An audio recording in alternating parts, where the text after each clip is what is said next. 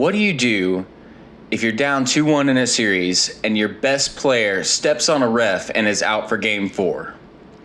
Well, if you're the Atlanta Hawks, all you do is put on a defensive clinic and spread the ball around to everyone as you beat the Bucks 110-88 and go back to Milwaukee with the series tied up 2-2. Let's get into it.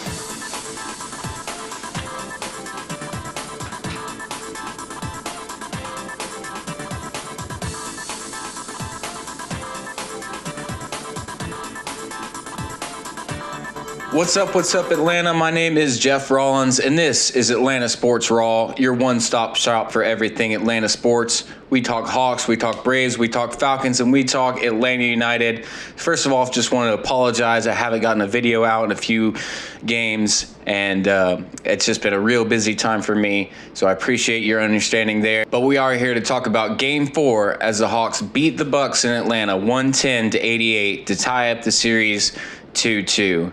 And man, it was just a wonderful win against a obviously depleted Bucks team after halftime. And we will get into everything that means with Giannis going down in a little bit. But I want to start off with the things that I really liked about this game from a Hawks standpoint. The Hawks got an early lead and kept it. They were up 10-2 in the start of the first quarter. They got up to as much as a 25-point lead at one point and ended off winning by 22. Offensively, they were just so diverse. All the starters, except for Collins, were in double-digit points, and Gallo off the bench, of course, had double-digit points. The Hawks clearly had the coaching advantage in this game. With Trae Young being out, Nate had to kind of rally the troops, as it were, but the Hawks didn't really break from the game plan. The only thing I really saw that was different is they kind of squeezed in the paint, especially when Giannis was on the floor. Nate just had all the answers, especially when Giannis went off. They really put their foot on the gas, didn't let the Bucks breathe, and that's when they came up with that big lead at the end of the third quarter. And obviously, a lot of the Bucks media want Coach Budenholzer gone at the end of this year. When he was in Atlanta, I never really had a huge problem with him, but I understand he has a tendency to not adjust things very well, and obviously isn't the most rousing, halftime speech giver as far as reports are. But I have no problem with Coach Bud, but definitely a coaching advantage here for the Hawks. Bogdanovich finally looked like his normal self. He was absolutely lights out in this game. He had 4 3-pointers just in the third quarter with 6 total, 20 points, 5 assists, and 4 steals. A great game defensively from Bogdanovich, and just continues to grow off that knee and look like his normal self day in and day out. Speaking of good defense, man, this game was full of it. The Hawks were absolutely lights out defensively, especially on Giannis in the first half. Only 6 points for him. They kept the Bucks to 45% true shooting, which is unheard of. That's free throws included. Every shot the Bucks took, only 45%. And they had 11 steals as a team. Just ungodly defensive numbers, only 88 points. Obviously some of that was garbage time. We really beat them in transition, which was a trend against the norm for this whole series. They had been killing us on the transition all series. We had 14 fast break points to their 9 in this game, which was a great thing to see. We can beat them in the transition game and clean up our offensive rebounds that we continuously give them. That's a good strategy to win. Cam Reddish looked really good. Obviously, our best defensive wing when Hunter isn't in. He shut Chris Middleton down and he's just long. He has great energy on the defensive end, but he really uses his length to kind of crowd around people. And he was pretty good on offense. He had those 2 big 3-pointers in the third quarter.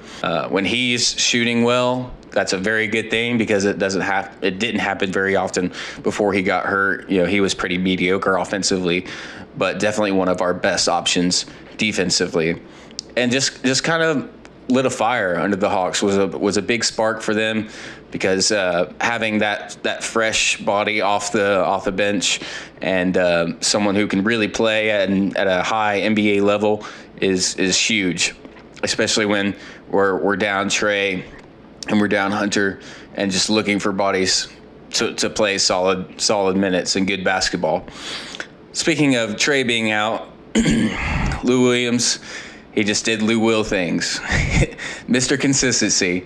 He is just fantastic. 21 points on the night, led everyone on the court. Obviously, that's not a huge number, but I mean, the Hawks were spreading it around so much, it didn't really matter. The Hawks had 27 or 26 assists in this game.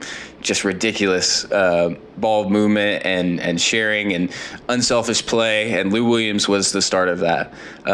He's just so good, and especially in a game where it's your first playoff start ever, to come in and make that kind of performance was just absolutely critical to this win. After Giannis went down, we really responded. Like I talked about a little bit with McMillan, we didn't quit. We didn't let our foot off the gas. We continuously hounded them and really ran that score up, which was a great thing to see, because you need that killer instinct. Now to some things I didn't like about this game. Honestly, there wasn't a lot. This was a total team win that they controlled throughout, but obviously it has to start with Giannis. Him going down like that, it was not pretty. It didn't look good.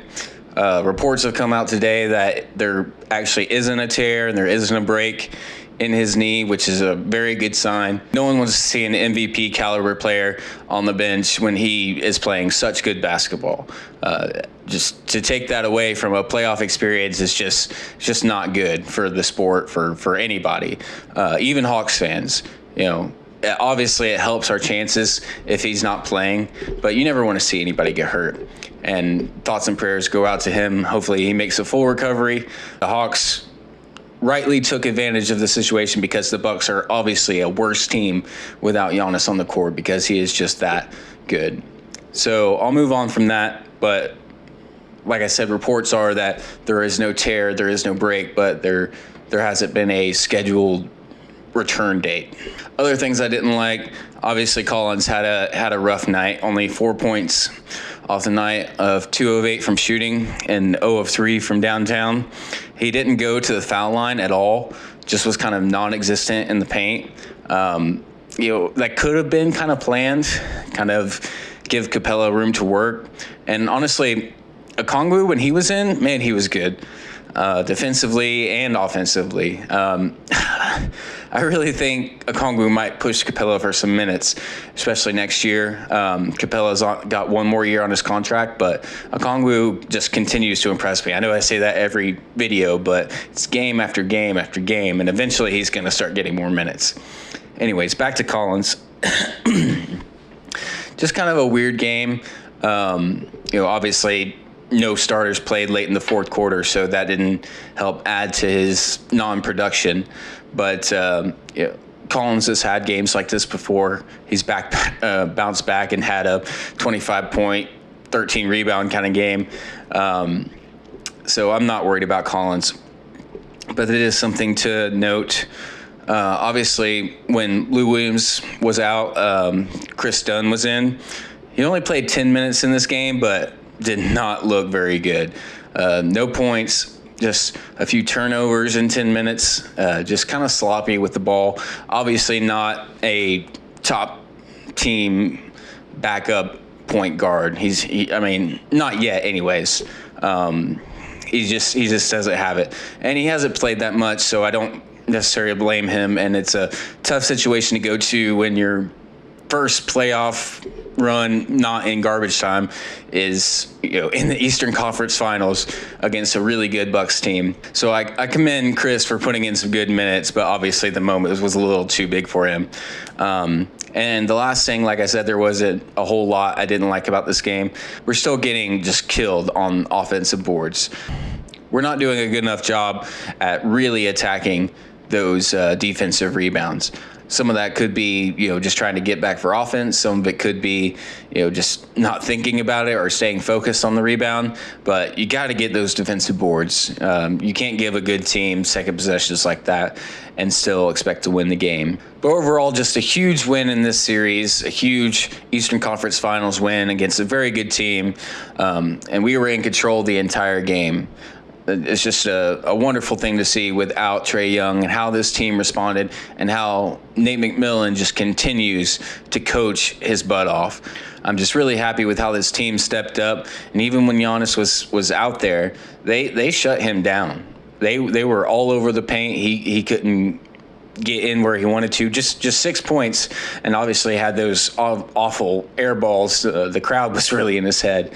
But the momentum is certainly in the Hawks' favor right now. The series is still tied up. It's anyone's to take.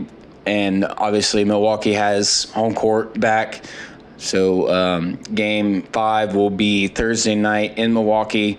And then Game 6 back in Atlanta on Saturday. But that'll do it for tonight, guys. Again, I'm sorry I haven't come out with a video in a while.